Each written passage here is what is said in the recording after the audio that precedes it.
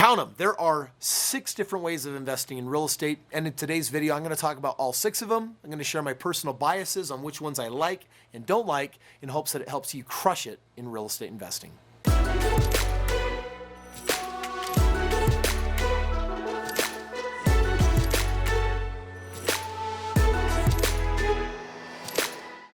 Hi Chris, I have a question about real estate. I had bought a house and in a year turned around, sold it, and made $100,000 profit. I feel like that was kind of a fluke. So my question is, are there different types of real estate to invest in, and what's the best one?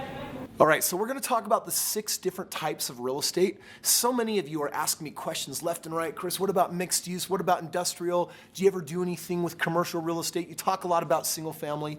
And what I want to do today is I want to bring clarity and talk about the 6 different major forms of real estate, the 6 different kinds. And then I'm also going to give you a little bit of my bias, like how do I actually feel about these different kinds of real estate and why?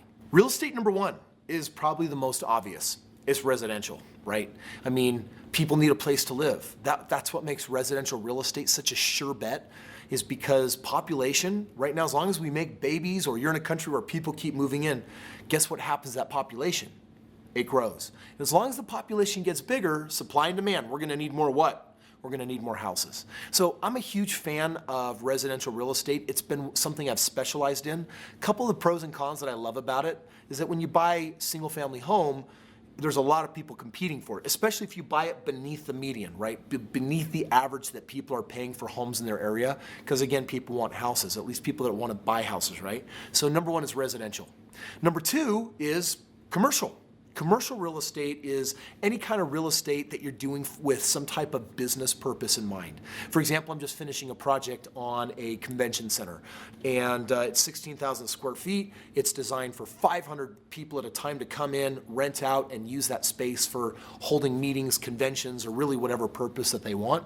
And I would tell you that commercial real estate tends to be a little bit riskier for someone who's the beginner, because commercial real estate usually means a higher price tag, which usually means a lot more money.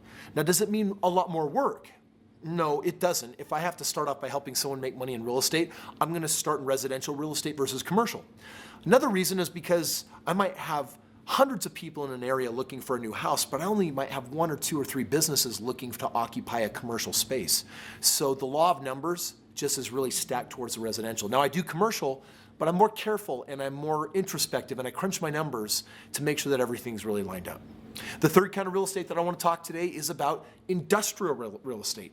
Now industrials, when you go into like industrial parks, this is where you get into warehouses and businesses that don't really need that much of like a businessy facade. They often can be manufacturing plants or storage spaces for, you know, whatever kind of business they're conducting. It's still going to be business related, but industrial tends to get cheaper and less parking spaces and bigger buildings because they're warehousing things and they're doing something big inside this industrial area. Industrial can also be like factories, and it can be, you know, production facilities. Industrial, that's big, like commercial is big, and it's very niche specific and it's very specialized. So I think that it's really specific to a specific business where real estate just happens to go along with it. I mean, for just a moment, the largest real estate holder in the world is who?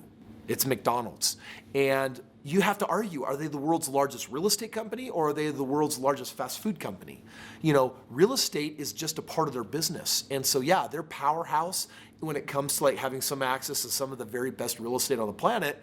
But what they're doing is they're operating a very specific business, a very specific restaurant industry, right? Okay, the 4th type of real estate that we're gonna talk about today is retail. Okay, retail is real estate where you obviously have businesses that are opening to sell stuff. They're designed for consumers to walk in and people are buying something off of the shelf, or they get a chance to experience your service. And so retail is a very, very important kind of real estate. Now, I personally don't do anything with retail. I just haven't found a deal with numbers that get me up in the night excited. I haven't found anything that really kind of works for my personal appetite. I think there's a higher degree of risk that can be associated with it. So I don't own any shopping strips or anything like that. I've got some commercial, I've got otherwise residential. And for that reason, we get into the 5th difference, which is mixed use. Mixed use would just basically be like, oh, someone's living in a skyrise above, they're renting out retail space down below.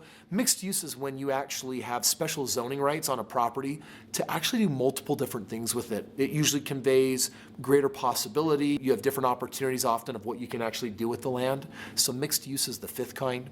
And then the sixth and the final one is what we call land. Land for me is not an investment because typically you're buying it and you're just hoping that it goes up in value. That is not my favorite kind of investment. It's not something that I really enjoy. I don't actually own personally, just so you know, I don't own any land because it doesn't pay me. My investments, I really like for them to pay me. And unless there's a way for the land to pay me, I'm really not interested. I'm not talking about buying land and like leasing it to a farmer and then getting paid for them to like use the acreage. In almost every scenario, when I meet people that have land, I'm telling them, sell your land and go put it into something that can actually pay you more predictably, a better ROI. Some people are just really attached to land. So those are the 6 different types of real estate, and those are some of my feelings on, my personal views of whether I like to deal with them or not. You're always going to find me playing in the residential space because there's a massive group of people that need and want that. And then if the commercial deal's right, I'm getting in.